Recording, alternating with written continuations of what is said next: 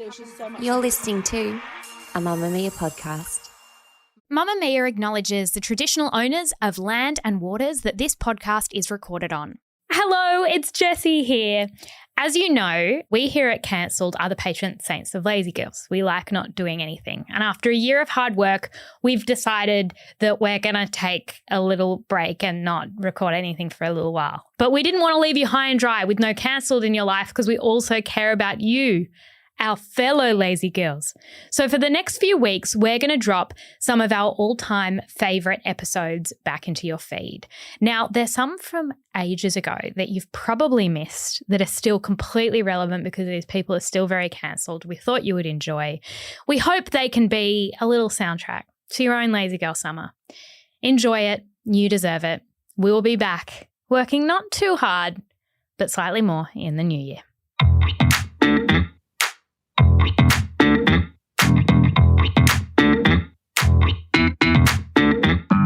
Hi there and welcome to Cancelled. It's a podcast about who's in, who's out and who cares. I'm Jessie Stevens. And I'm Claire Stevens. You panicked. Did you panic? I did. Together, we have created, but definitely not copyrighted, the Cancelled Courtroom, where we say, okay, just like murder is more wrong than, say, getting a parking ticket, some celebrity crimes are more naughty than others, and therefore you need a sentence that fits the charge. Today, we're doing one of the biggest cancelled stories of the last few years, Ellen DeGeneres. And today I have an announcement to make. Today, I am announcing that next season, season 19, is going to be my last season. Television can be all smoke and mirrors, can't it? But all of this controversy recently has it given viewers an insight into the real Ellen, and she's sort of not as nice as everyone thinks? 18 years ago, on the very first show, I said this was going to be a relationship, and we are going to continue that relationship even when this show ends, but not in this house, because you know I love to move. We've had so many people request this. I reckon this is the number one most requested episode. First, I'm going to talk a bit about what triggered her cancellation and how that unfolded. Then we'll do a bit of a retroactive look at her career and provide a little bit of context. Interestingly, everything started with Ellen a little bit shooting herself in the foot. In 2018, Ellen was known as one of the most likeable people in Hollywood. That was her shtick, and her catchphrase was "be kind." There had been very vague rumours floating around about her where every now and then somebody would tell a story about her being rude, but nothing would stick. And I feel like that's a bit of a vibe. Whenever anyone gets popular, it's like, I met them at the airport and they said, fuck you, I hate you. Yeah, and you're like, that's not credible. That's okay. But then in December 2018, an article was published in the New York Times, and the headline was, Ellen DeGeneres is not as nice as you think. Great headline. Oh, click. Click. But it wasn't a hit piece. It was a profile piece. It was an interview with Ellen. And it was to promote her new Netflix special at the time called Relatable. I remember that. Yeah, I didn't watch the whole thing, but I did watch the trailer for it and I saw clips. And in it, she was basically saying that people often conflate her persona on the Ellen DeGeneres show with who she is as a person. And in the article, it talks about how she was sick of dancing. Remember how she always danced at the beginning? That's what I was going to say, is that everyone thinks it's the real Ellen. And I'm like, so if Ellen's walking around a supermarket like a Coles and they start playing the Coles song, how does that go?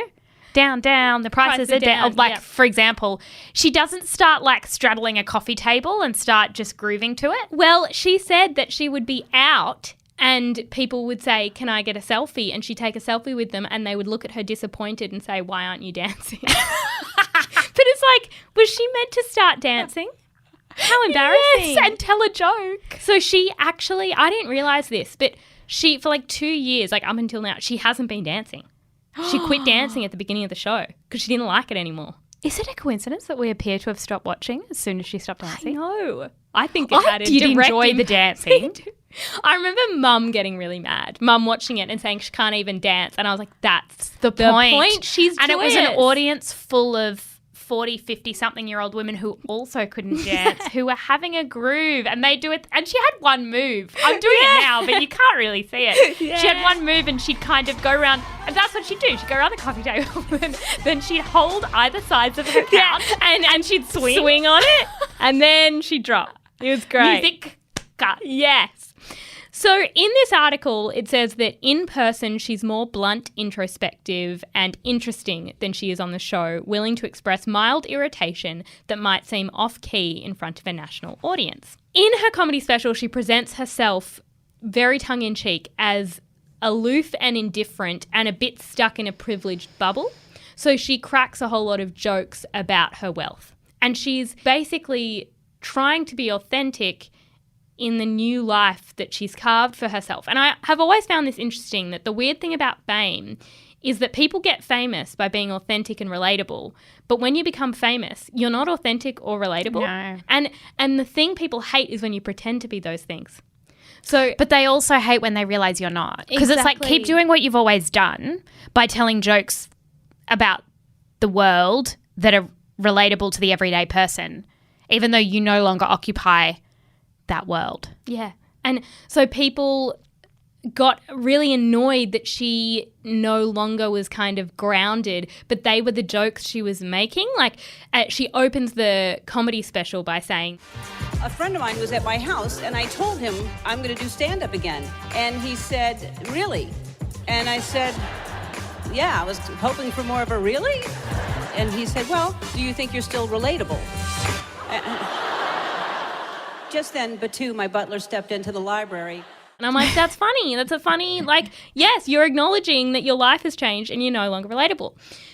So she says in this New York Times piece that the talk show is part of her, but she's also playing a character of a talk show host. And there's a tiny bit of difference. And she acknowledges that she used to make jokes about, you know, food on airplanes, and that she can't do that anymore because it's just not who she is and it's not the life she experiences. Because she's flying first class? I think so. But basically, she's being interviewed in the piece, and there's little lines about a chef delivering her a drink, how Conan O'Brien lives down the road. There's a little bit of an acknowledgement of anonymous complaints that she's not always nice to those she works with. And she says that it bugs her because it's an outright lie and that she wants everybody to have fun and be proud of where they work. But the interesting thing is, people have said that this piece kind of pierced the illusion of Ellen, and what you're never meant to do as an entertainer is give up what your shtick is. Do you know what I mean? Yeah. Like, so you can't, if you're Amy Schumer, you're not allowed to admit that you're playing a ditzy person. A hot mess. A hot mess ditzy person. You are meant to be a hot mess.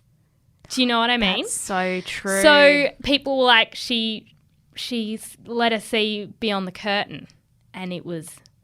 We got scared. Like Oz. Yeah. Like the Wizard of Oz. Exactly. So that interview put a bit of a spotlight on her, and it was a bit of foreshadowing. If I'm going to go year 12 English, there was some foreshadowing. Was there any pathetic fallacy? Did it rain? I don't when think it her was life raining. fell apart? No. Although Portia did have an accident during the interview, and she was injured quite badly. Anyway. Feels like more foreshadowing. Yeah.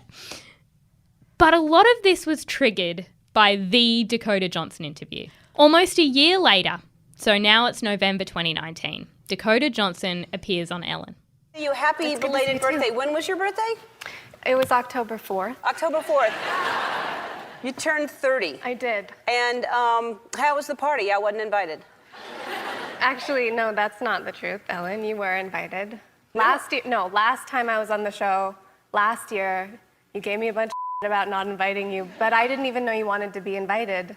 Well, who doesn't want to be invited to a party? Well, I didn't even know you liked me. Of course I like you. You knew I liked you. Okay, she must not have known, because saying that to, like, people in the office or, like, people that you're only loosely connected to is, like, it's like a base level joke. Yeah. Right? Like, thanks for the invite. Thanks for the invite. That's what you always say. How awkward if they were like, no, you were invited, you just never replied. And you're like, I'm sorry. I was busy. I wouldn't have wanted to come. No. But the uncomfortable thing is, so Ellen's like, I didn't get an invite. And Dakota Johnson is like, yes, you did. And then she confirms with the other crew on the stage that Ellen did get an invite.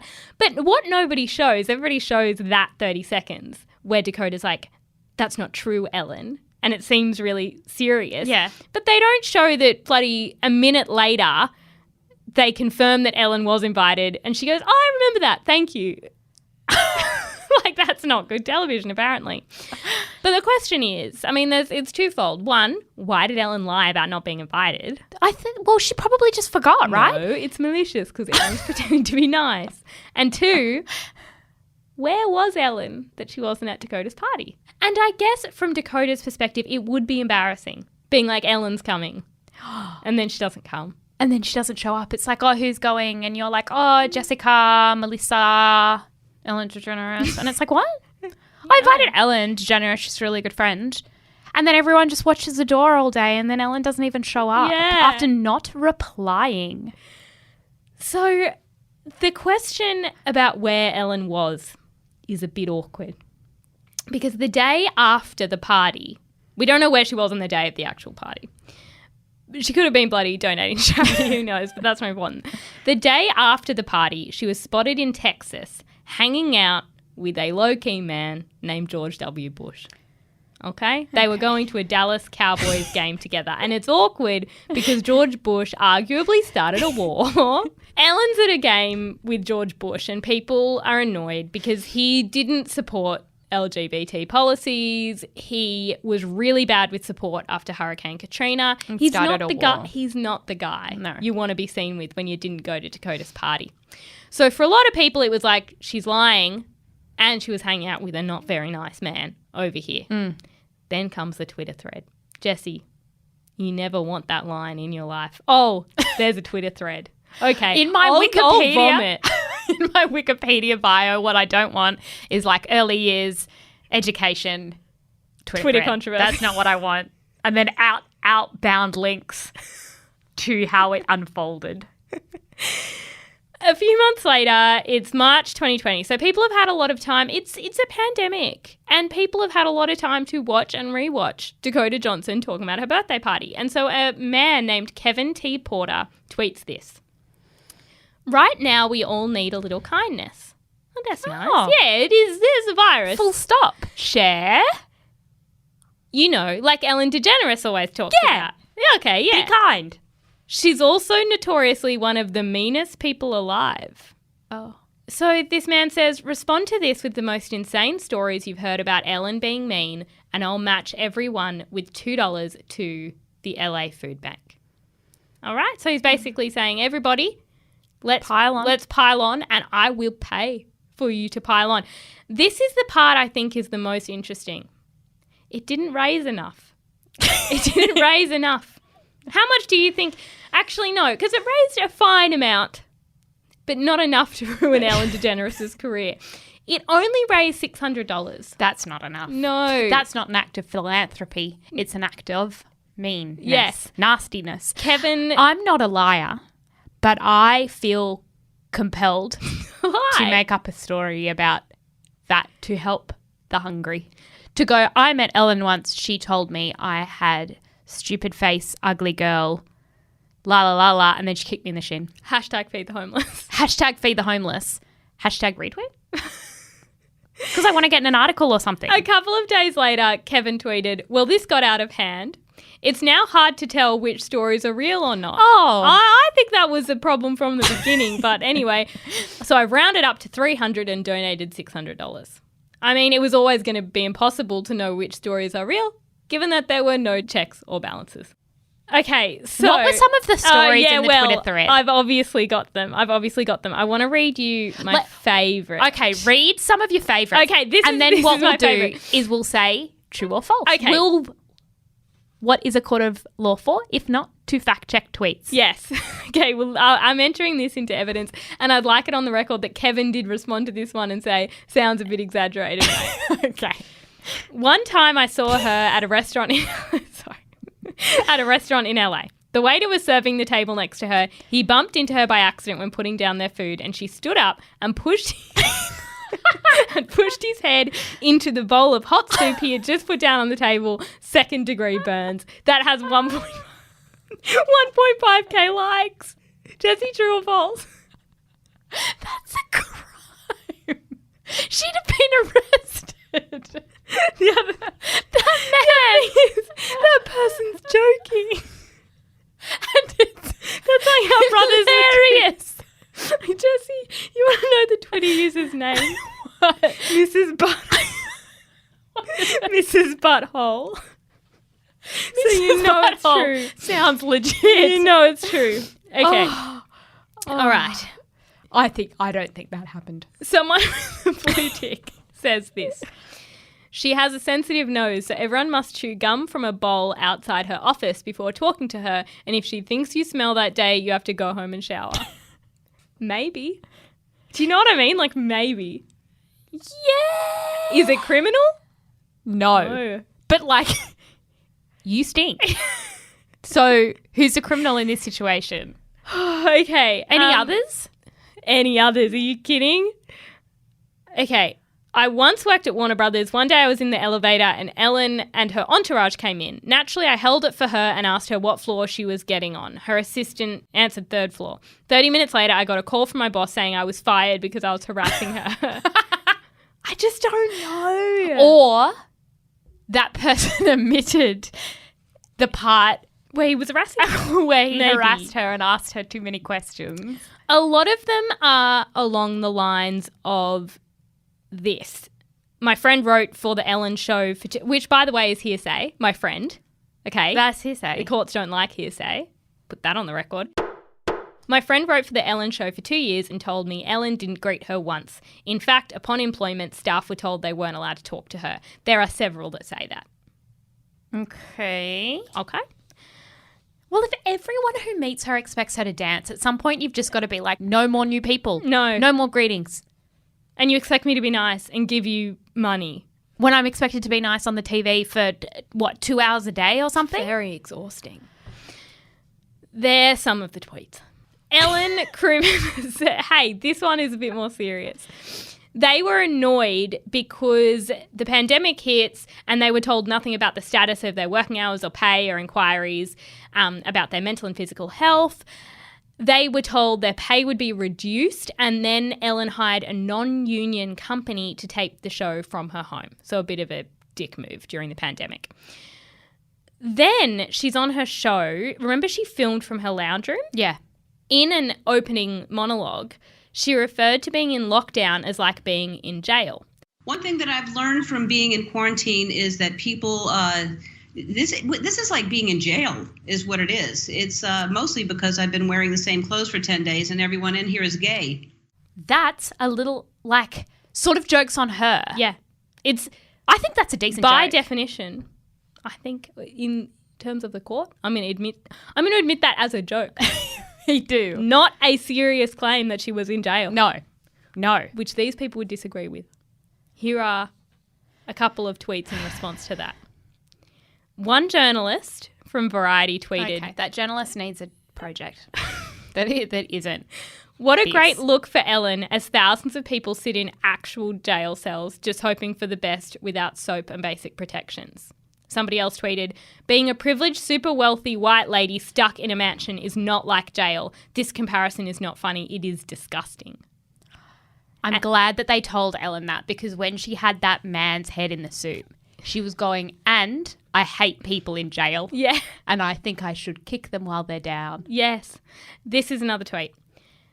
Hey, the Ellen Show. Prisoners across this country are trapped in 24-hour quarantine in cells that are probably about the size of one of your showers, and others are sleeping 3 feet away from sick inmates, and they're dying. You aren't experiencing anything close to prison. I would like, on the record, that those people have misinterpreted the tone in that it was a joke. And she didn't stare at the screen crying, saying her home was like jail. No.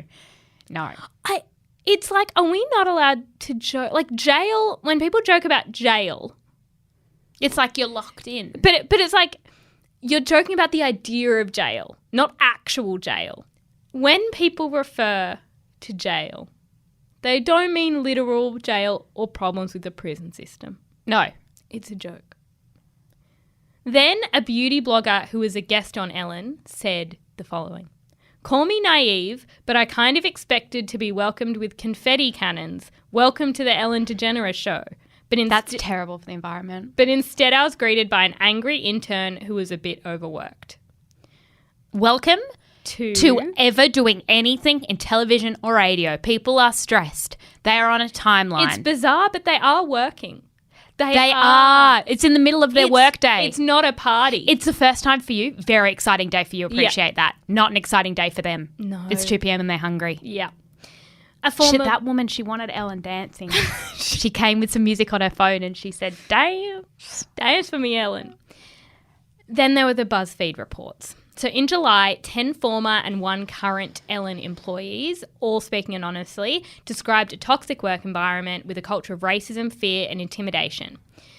There was a quote that said, that be kind bullshit only happens when the cameras are on. It's all for the show. There's a quote in the article that says this. According to former staffers, those who have more likeable personality traits, who are willing to work the 10-plus hour days without complaint, and who actively ignore how managers and senior-level producers treat others, have been given new iPhones, gift cards, and other swag the show keeps on hand from its sponsors. I'm not saying that's not a problem. I am saying that's capitalism. that is capitalism. People who shut up and work and don't complain it's not okay. But it's not Ellen's fault. That specifically. This is a classic example of who/what we cancel along the way. Yeah. Capitalism.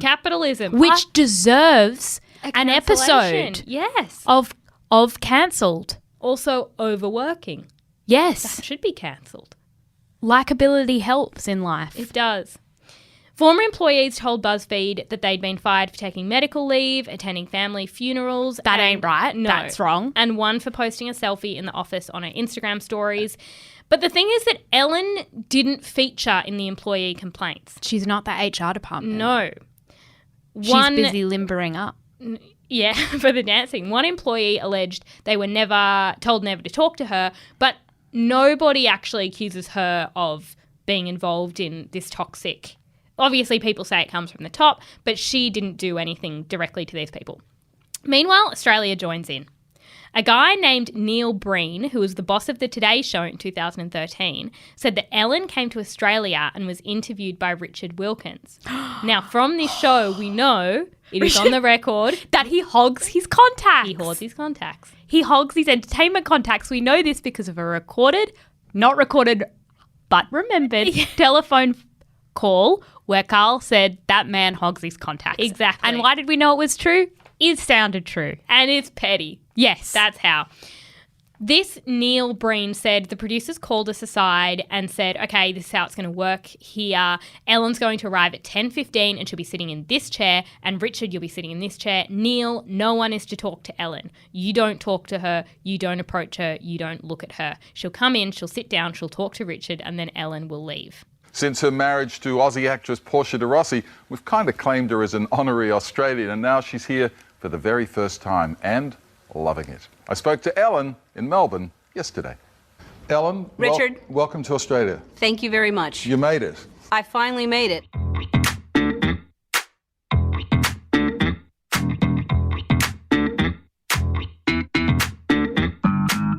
Then there's another BuzzFeed report. This time, 47 current and former employees talk. It's getting silly. That's a lot.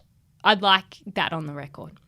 There are allegations of sexual assault against the head writer and executive producer, Keith Lehman, who was accused of groping and propositioning male staff members, and allegations against Ed Glavin for inappropriate touching.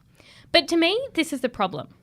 Ellen being mean and the Ellen show being a toxic workplace are kind of two different things. Yeah, two different features. And people focusing on Ellen being rude to strangers in public rather than allegations of sexual assault is a little bit problematic to me. I agree. We have real people saying they were really hurt by other real people.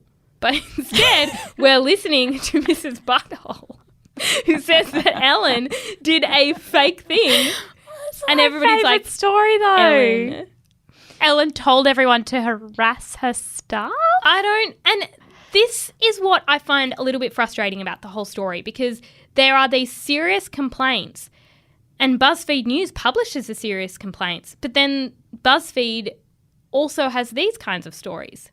15 Ellen moments that now have me side-eyeing hard. 12 more Ellen moments that I can't help but look at differently. Yeah, that story definitely worked the first time. 15 And that's why times they followed up. celebs snap back at Ellen DeGeneres. And several of these examples, it's just jokes.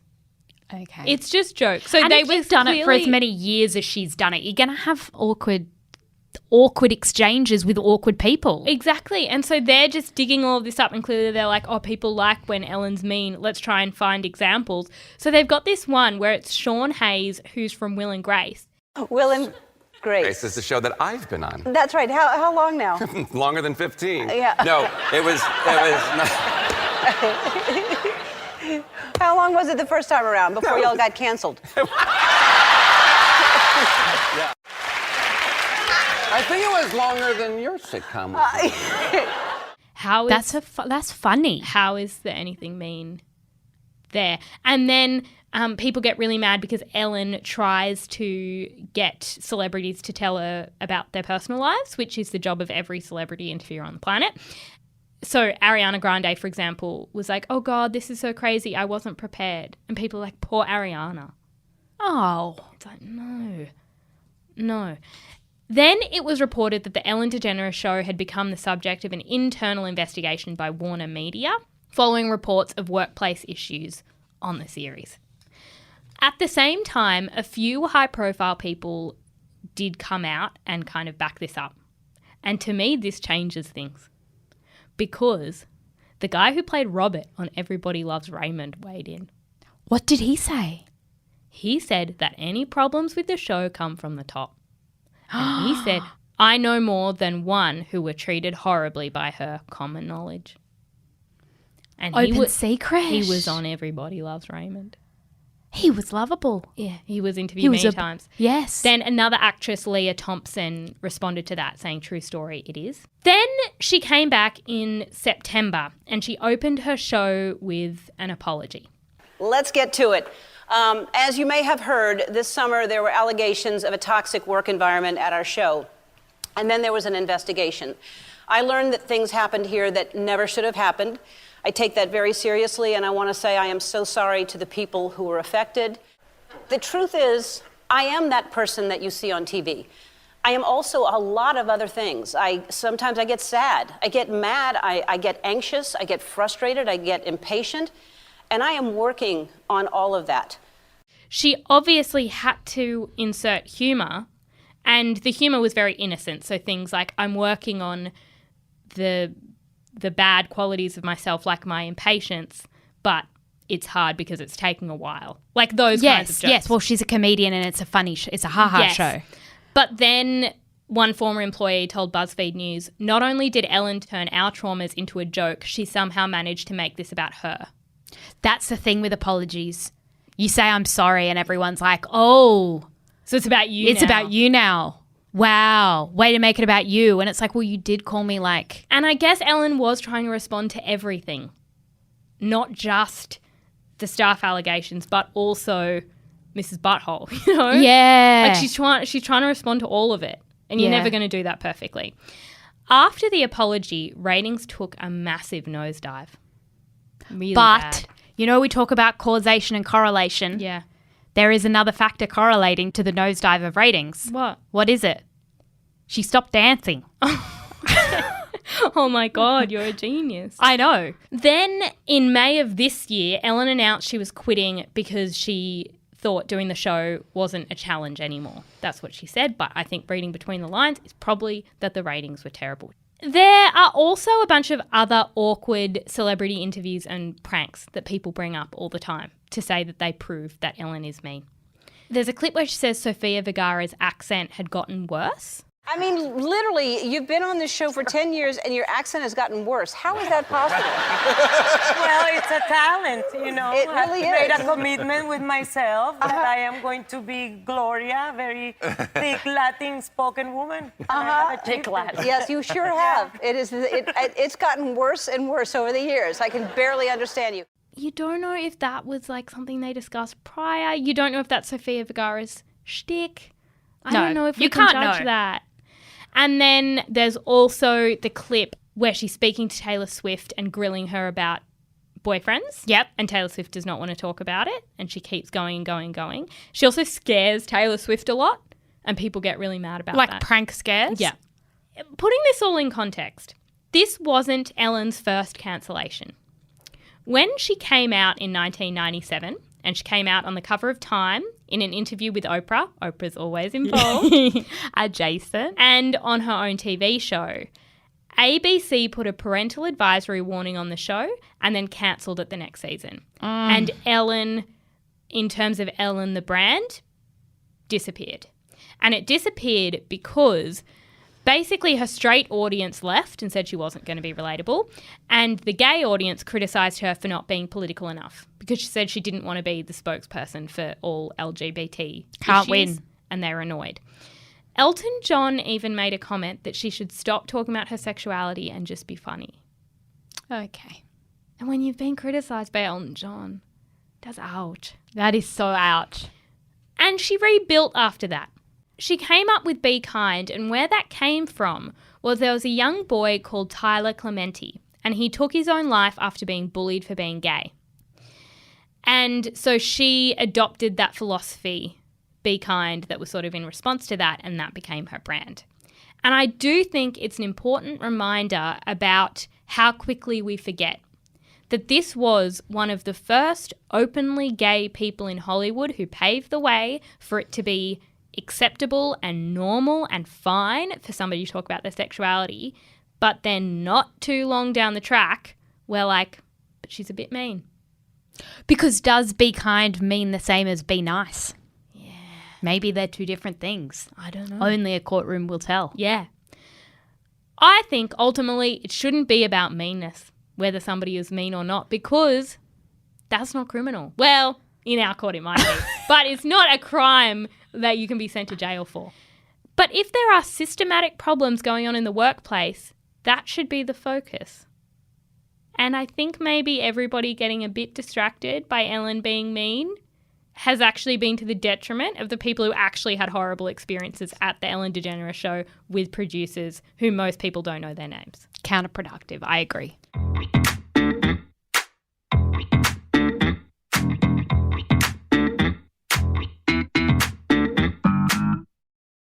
Time for charges and sentences. My first charge. I would like to charge Ellen DeGeneres with one count of being very, very privileged. Yes, guilty. I struggle with this because as somebody who doesn't have a lot of money, I feel resentment towards people who have money. But I don't know what I want them to do about it. Well, it's up to you because My you... sentence. Yes. She has to sell one of her houses for charity. She has 3 houses. I think that she gives a lot to charity. I know. I think she's a philanthropist. I know. You want her to do more. Yes. And I think also it wouldn't hurt for her to go to prison for one night. And I say that because I also had the same punishment for Ilaria. Yes. Because I think it can't hurt. That is my first charge. Okay. My first charge for Ellen. Pretending to be kind when really, sometimes, in the last 30 years, she was in a bad mood and maybe wasn't 100% friendly as promised. Yes. Yes. Great. Sentence. Ellen has to rebrand as a bitch. Hear me out. She can't really fail at it. And every time someone says she is failing, she can be like, well, you're ugly, so who's failing now? So wait, but what's instead of be kind, is it like be bitch? Yeah. And what she does is every time she's interviewed, so it's like Jimmy Fallon or something, she can be like, you know, no one thinks you're funny. You just try really hard. But she prefaces everything with no offense, or afterwards she says, jokes. Yeah, okay. Because that's bitchy behaviour. Yeah. So that's her new thing. Okay, I really like that. That's really smart for her. Thank you. What's your second charge? I charge Ellen with 1 count of forgetting she was invited to Dakota Johnson's birthday. Yes. Guilty. My sentence is she needs a better calendar system. She needs maybe it's publicly accessible, or maybe it's just clearer on her computer when her events are. That's true. Yeah. That's actually a count of what I would call disorganization. Yeah. Yeah. My charge is being rich while also giving to charity. Okay. Hear me out. Speaking of Donald Trump, he never gave to charity and people ignored him for that. So when you're rich and you don't give to charity, your character is consistent. Yes. And people can't really say anything because it's checks out. Yeah. But for Ellen, she was rich but also pretended like she cared for poor people, at which point you must ask, if you care so much about poor people, why aren't you also poor? Correct? It is hypocritical. Is she guilty? Yes.